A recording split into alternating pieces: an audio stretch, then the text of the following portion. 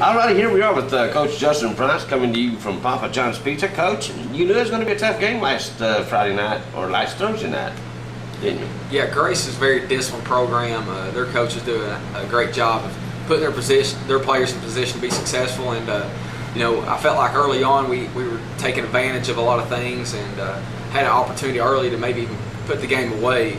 But they had a couple good plays. They never gave up. But in the end, our kids were resilient and found a way to win that football game. And Coach, like you said at the beginning, your defense set the tone for that game. I mean, a lot of big defensive plays. Yeah, we took away what they hang their hat on, their wing tee, traps, and buck sweeps. I felt like we did a great job of controlling that.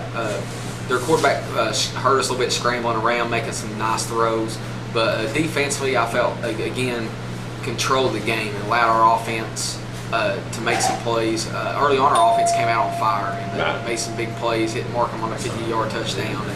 But other than that, I thought it was a complete team effort. Both sides of the ball did some good things. Both sides of the ball did some things we got to get fixed. Of course, the big fumble recovery, man, I think it kind of set the tone too. And it would have been very easy for Grace to get down at that point after that touchdown. But like you said, they didn't. Yeah, Elijah Phillips made a great tackle, and he stripped it out. And Landon Reese, just such an intelligent player. He picked the football up and ran and put some points on the board. And anytime you can score a defensive touchdown in the game, it sets you up to be very successful.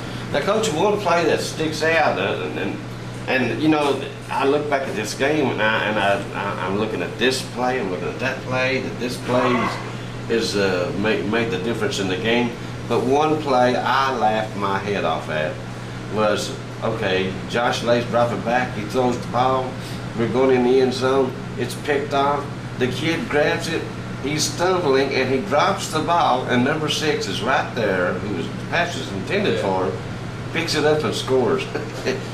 Talk a little bit about that play there. Well, sometimes what was going through your mind? It was a 4th down call, so we wanted to kind of take a shot. Josh made a guy miss, and as he was getting hit, he threw it up to Logan, and the Grace's defensive back made a great interception. He dropped it, we picked up the score. And sometimes in football, you have plays like that. Sometimes you're on the other end of it, but we were very fortunate on that play to be right there to not give up on the play. Logan Phillips was a headsy football player and came back to make the tackle. The guy drops it, picks it up, runs in for a touchdown. So it's something. Obviously, I think everybody kind of grinned a little bit at that one, but it was definitely one that went our way. Right. Now, Josh Slay, week by week, he seems like he's getting more and more comfortable as being the #1 guy and this being his offense. Yeah, he is. He's getting a little more very comfortable playing quarterback. I felt like in the first half was the best he had thrown the ball all year. He was about 8 of 10 for 150 yards. Second half, we had a couple drops. He missed a couple, but we got a little bit more conservative, started running the ball a little bit more in the second half, so we didn't throw it as much. But we're starting to find out who we are offensively, and the identity of our program with Josh Lay at quarterback. Obviously, what he can do running the football adds another dimension to our offense, and then his ability to throw the football the way he has been makes us tough to defend. And every week we're going to see a different type of defense and how they're going to try to stop us. We just got to have answers for them and execute it. Right. Now, of course, you mentioned the quarterback of Grace Christian. He was a handful. This Friday night, you got a handful of Mr. Thackerson down at Clinton. He's waiting for us. Yeah, Kirby's a scrambler. He played Central last year, so we got to experience him 2 years in a row. Right. Thackerson, just a phenomenal athlete. Can throw the ball good, runs the ball well, but what makes him so special is his ability to extend plays. And it's a unique experience when you play them, because they throw the ball on time at time and they run their plays, but their best plays are him just running around and making something happen. So you got to play very disciplined. And you can't. It's hard to game plan for a guy like Thackerson, isn't it? Yeah, it is. I think it comes down to a couple things. Number one, you got to play discipline in the secondary. You got to keep your eyes. You got to press 2 routes. You got to find their receivers when they start scrambling. Then number 2 is we talked about just having lane integrity on defense. Whatever gap or lane that you're in, you have to stay there, because he may start to the right, finish up on the left, and if you get out of your lanes, he's going to make you pay for it. He's going to come see you. Yeah, so we got to find a way to control him as much as we can and eliminate the big plays he has. Right. Now, of course, everybody knows, Coach Kerr and you are brother-in-laws, and it's a family thing here between Clinton and Campbell County. What's the conversation like between you and Coach Kerr during the week? Do you guys talk a whole lot? Yeah, I just got off the phone with you right now. We're both trying to downplay injuries and all this other stuff, but no, it's a fun experience for us. We enjoy. We look forward to this game, whether we win or lose. I know that both teams are going to play hard. It's going to be a clean.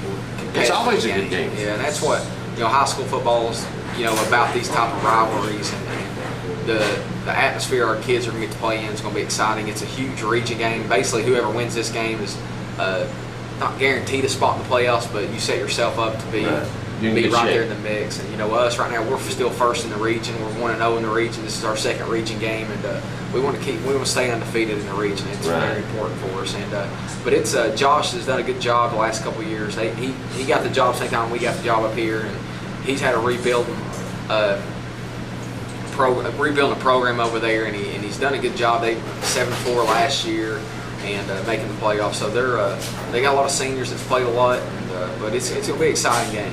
And they're probably going to make the playoffs right along with Campbell County, so you'll probably see them again, won't you? Yeah, you never know how these things work out. But how does he feel? Now he doesn't have a winning record against his brother-in-law Justin Price. You guys don't talk about that, we don't. We just take them one at a time. But it's been all close games. Our first year here, we were fortunate enough to beat them, and with Tuffy Shoup, I think we beat them by 4 points. And then the next year they got us by about 16. We didn't play very well. Then the last two years ago was a 1-point game. Last year was a 7-point game. So we've been fortunate enough to come out on top.